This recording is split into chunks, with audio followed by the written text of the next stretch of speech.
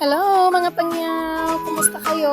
Ayan, hindi na ako nakapag-vlog ng niluluto ko pero gusto ko lang kayong i-tour dito ngayon sa shopping park kung saan ako pumasyal ngayon ng solo. Isa lang ako mga kapangyaw, wala po akong kasama. So ayan, napakaganda ng paligid. Ang linis po ng shopping park. Maraming tao as usual pero marami ka pong mapapwestuhan. So napakaganda po ng picture taking dito. Magandang mag-OOTV rin dito, hindi siya ganun kainit. Maraming puno, may malilinom na lugar, so caring-carry po natin. So ayan nga, inikot ko yung buong shopping park and napakaganda po talaga, as in, nailis ko lahat ng stress ko.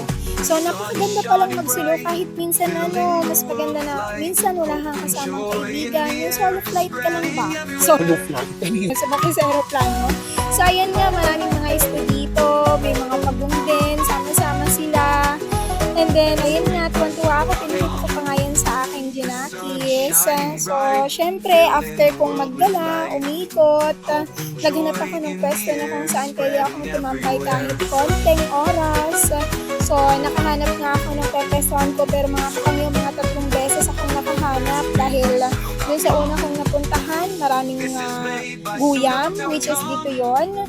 At the same time, medyo madilim naman siya, pero yung sunrise is parang nakahagip ako, so medyo mainit, kaya lumipat ako. So, naghanap ako ng ibang pwesto. Alam mo na, hindi ako matali. After nyan, tumayo nga ako muna, nag-ikot-ikot, and then nag-take ng photo, para naman kahit paano ay mayroong remembrance. So, ang shopping park ay dito lang yan sa Shatin, of course, Shatin Station, exit the A. So, diretsuhan nyo lang yan hanggang New Town Plaza. And then, labas lang kayo dyan, mga 7 minutes lang papunta dito. So, ayun mga kapangyaw, ako nga ay nag-picture-picture. Syempre, selfie-selfie. Akala nyo, meron akong taga-ko ng photo dyan. No. Ako lang mag-isa yan, sariling sikap, mga kapangyaw. So, pag wala kang kasama, syempre, kailangan ready ka and aware ka kung paano mag-take ng photo by yourself.